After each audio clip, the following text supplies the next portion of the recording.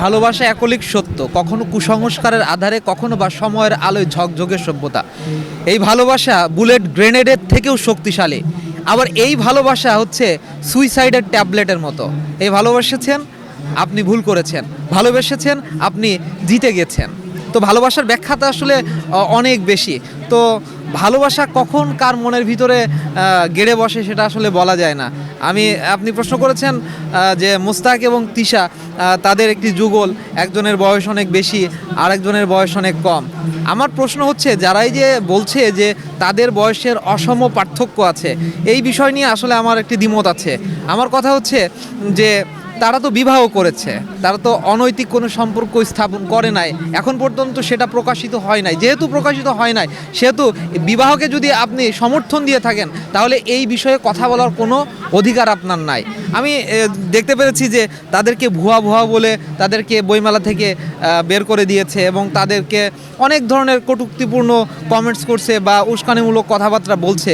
এই কথাগুলো বলা আসলে উচিত নয়, কেননা যে নিন্দুকে কেননা প্রত্যেকটা মানুষের পছন্দ এবং অপছন্দ সেটা কিন্তু তার একান্তই ব্যক্তিগত বিষয়। তিশা তার তো বিয়ের বয়স হয়েছে এবং মুস্তাক সাহেব তারও তো বিয়ের বয়স হয়েছে।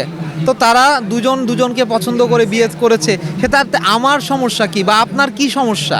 আমি এটা আসলে বুঝি না।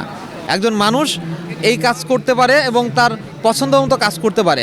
আমি আরেকটা কথা বলবো, সেটা হচ্ছে যেই সমাজে বিয়ে করা কঠিন সেই সমাজে ধর্ষণ অহরহ হয়ে থাকে, আর যেই সমাজে বিয়ে করা সহজ সেই সমাজে সহজে ধর্ষণ হয় না। তো আমাদের এই সমাজটা এমন তো হয়ে গেছে যে এই সমাজে আসলে বিয়ে করা অনেক কঠিন হয়ে গেছে।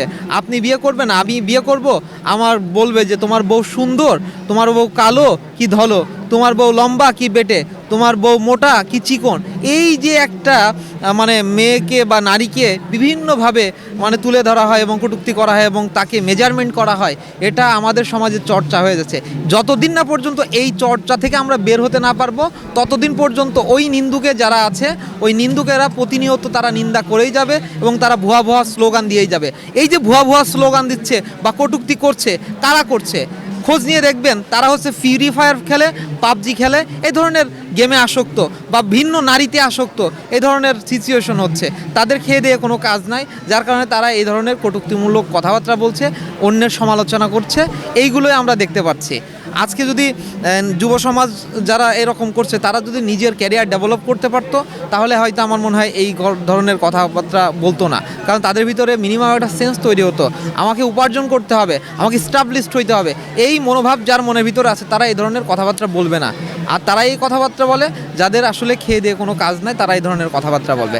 আমি তাদের উদ্দেশ্যে বলি যে এই ধরনের নিন্দামূলক কথাবার্তা না বলে আমরা আসুন সমালোচনার ঊর্ধ্বে যে যারা ভালো কাজ করছে, বিবাহ যদি করে থাকে, যারা যেহেতু বিয়ে করেছে তাদেরকে সাধুবাদ জানাই। এবং যারা এরকম প্রাপ্তবয়স্ক আছে, বয়স্ক হয়ে গেছে, অর্থনৈতিক অবস্থা ভালো আছে, শারীরিক সক্ষমতা আছে, তাদেরকে আহ্বান বলবো যে আপনারাও আপনাদের পছন্দ মতো মেয়ে অথবা ছেলে দেখে আপনারা বিয়ে করেন। তাতে কি হবে? তাতে এই সমাজটা অনেক ভালো হবে। অনেক মানুষ আছে, বিশ্বাস করেন, অনেক মানুষ আছে যারা বিয়ে করে না, যাদের ওয়াইফ মারা গেছে, তারা বিয়ে করে না এই সমাজের ভয়ে, তারা বিয়ে করে না এই রাষ্ট্রের ভয়ে, তারা এই বিয়ে করে না এই মানুষের কটূক্তিমূলক কথাবার্তা শোনার কারণে, কিন্তু গোপনে গোপনে তারা জিনার কাজে লিপ্ত হয়, গোপনে গোপনে তারা অনেক খারাপ কাজ করছে। এই খারাপ কাজ থেকে বের হয়ে আসতে হলে অবশ্যই বিবাহ বন্ধনে আবদ্ধ হইতে হবে। তবে হ্যাঁ, বিয়ে করেন যাই করেন, সামাজিক যোগাযোগ মাধ্যমে এতটা নিজেকে মেলে ধরার কোনো কিছু নাই।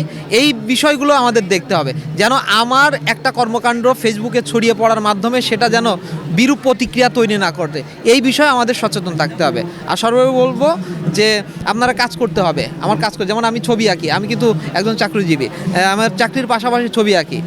ছবি আঁকা, শিল্পচর্চা, এটা আপনি যে পেশায় থাকেন না কেন, সেই পেশা থেকে সরে না এসে আপনি ওই পেশায় থেকে আপনি শিল্পের যে কোনো একটা মাধ্যম আপনি ধারণ করেন, আপনি সেটা চর্চা করেন, হোক সেটা ছবি আঁকা, হোক সেটা গান, হোক সেটা আবৃত্তি, হোক সেটা নৃত্য, সেটা কালচারাল অঙ্গনের যে কোনো একটা বিষয় যদি আপনি নিজে ধারণ করেন, লালন করেন, সে অনুসারে যদি আপনি চলেন, তাহলে আপনার জীবন অনেক স্বাচ্ছন্দ্যময় হবে এবং আপনার চলার পথটা অনেক সুগম হবে।